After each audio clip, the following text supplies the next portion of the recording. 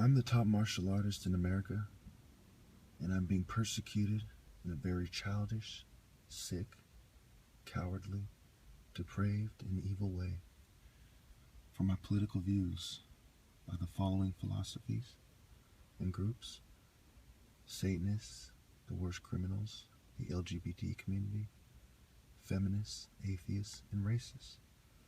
Perhaps all these groups can be described biblically as satanic. And of course, mental health. Then there are all the following groups and institutions you see on the screen. And most of them are trained in some form of hand-to-hand combat or martial arts, and they are hiding in a very pathetic, pitiful, weak, cowardly, and despicable manner from my top martial artist challenge. I have no wish to be covertly experimented on, force medicated, or covertly drugged. Thank you.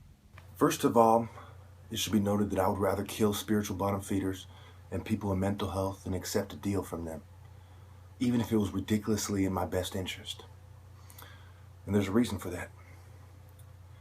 The spiritual bottom feeders have disproportionately helped the oppressors. The only group of people that really didn't disproportionately help the oppressors were, black people, black Christians, and perhaps, maybe in the maybe category, Christians in general. And so this shows me beyond any doubt that there is only one group of people that is really for the people as a group, not as an individual.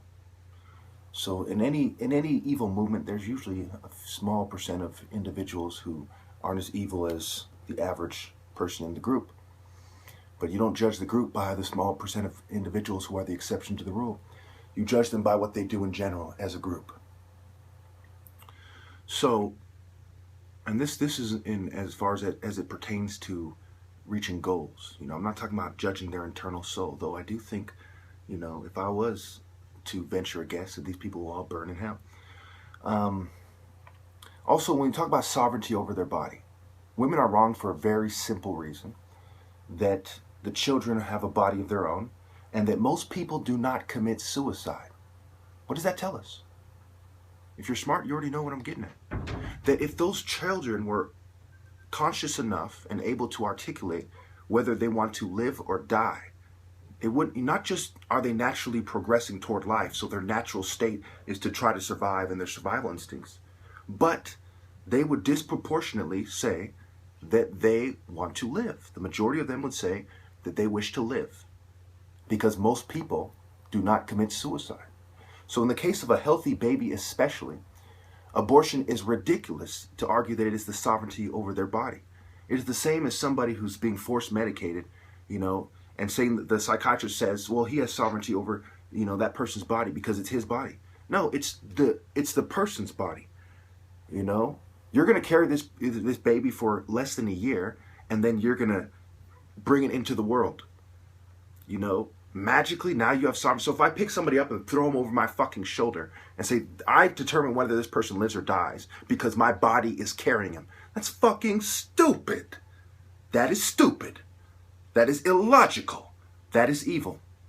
For the same reason, when someone such as myself says, I have no wish to be force medicated or covertly medicated, and by the way, I don't, no matter what.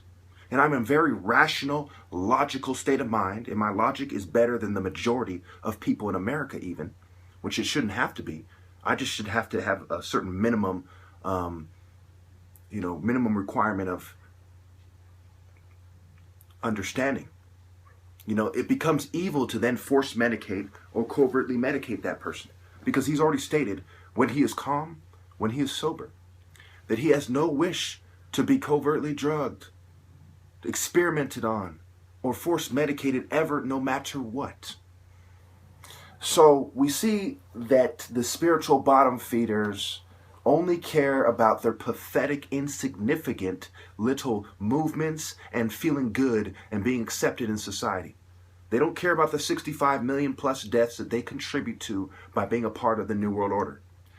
They don't care about sovereignty over the body. They care about women fucking telling people what to do, including their own children, when it comes to matters of life and death, even though almost certainly that child, had they been given a choice, would have said, I want to live.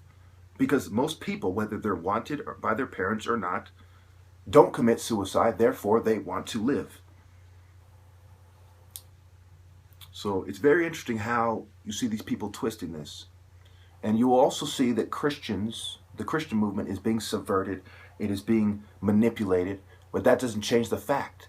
Even though the Christian movement is being manipulated, and the spiritual bottom feeders movements almost certainly aren't, especially not comparatively, especially not when compared to how much Christianity is manipulated from the inside. It doesn't even come close, you know? And Christians still help me more than any other group of people. You know, when you look at how many Christians are on their side, very small percent of real Christians on their side. Christians who aren't in secret societies, Christians who aren't gay or feminists or spiritual bottom feeders, but actual Christians who try to live their life by the Bible. You know? So, of course, I'm not going to abandon those who help me no matter what. You know, those who honestly help me with no ulterior motives.